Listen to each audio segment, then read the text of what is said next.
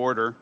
Welcome everyone to the updated Ways and Means hearing room, and I'm told that this is the first committee activity here. So Commissioner, you're here on a great day, and we very much appreciate you coming. What we will do today is we'll go through 2 rounds of questions. As members come in and so forth, they'll have the opportunity to do that, and I think we'll have this, and we'll move this as expeditiously as possible. This is the 3rd hearing of the 114th Congress, the Oversight Subcommittee, and today we'll review the 2015 tax return filing season and general operations at the Internal Revenue Service. Obviously, the American people have the right to expect excellence from their government, including the Internal Revenue Service.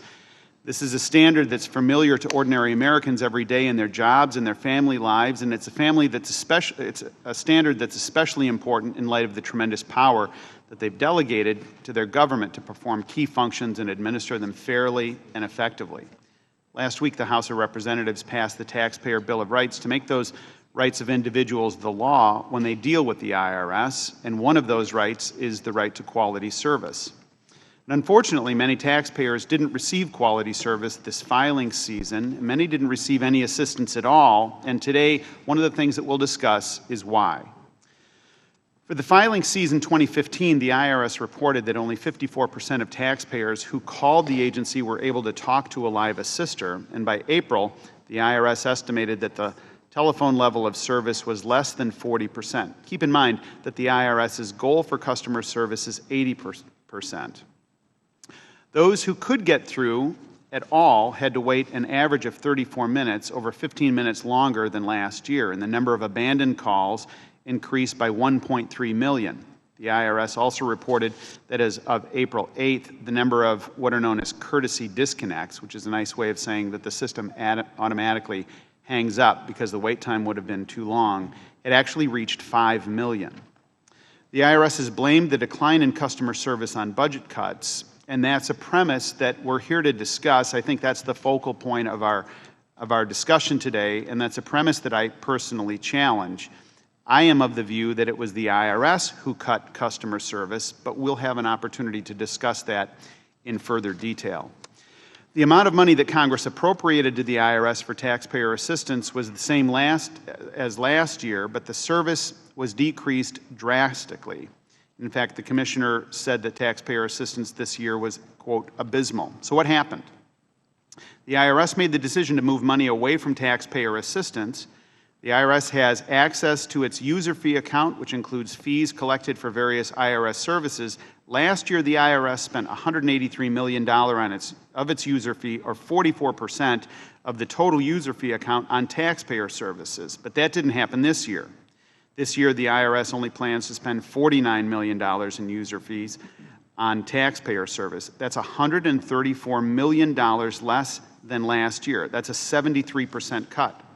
So if the IRS had used that $134 million to answer calls for assistance, it could have helped 16 million people. At the same time, the IRS was diverting user fees from taxpayer assistance. It also is failing to allocate the resources it already had available in a wise manner.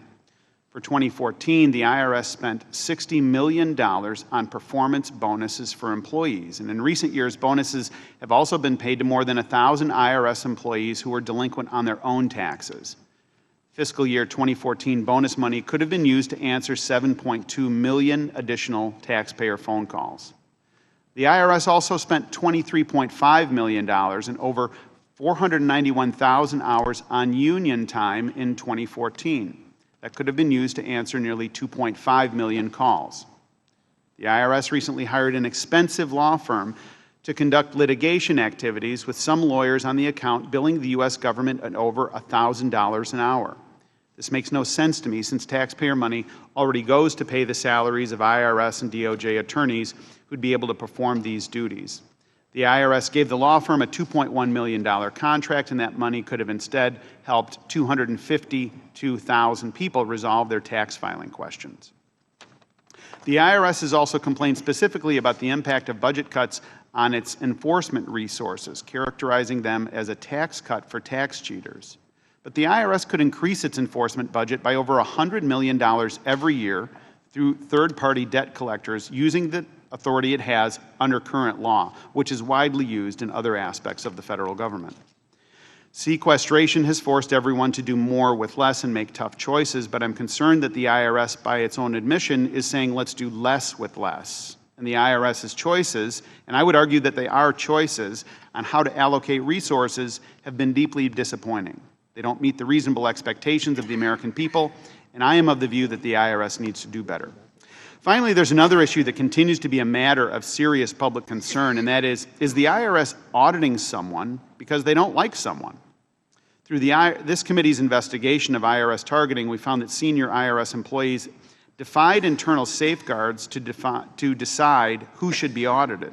And part of this fact-finding, I asked the IRS to tell us how many audits are started because someone inside or outside the IRS complains about a given taxpayer. And the answer was jarring. More than 1 of 4 audits are started on the basis of internal or external complaints. That is, on the basis of the IRS's own discretion. So I think what we need to learn is whether there are any meaningful safeguards in place to prevent the IRS from auditing people or groups that it simply doesn't like, or if taxpayers are simply at the mercy of the IRS under this tremendous amount of discretion. So the question that we need to explore and discuss today is, could Lois Lerner 2.0 happen? And we need more than a simple assurance that just Lois doesn't work here anymore. The American people deserve excellence from their government, and they have the fundamental right to always receive fair service at the IRS, regardless of their personal political views. And it's my hope that this hearing, and Commissioner, your presence today and willing to interact and engage with us, will bring light and clarity to these issues as we both work to try and make the IRS the agency that it needs to be. With that, I am pleased to yield to my friend, the ranking member, for his opening statement.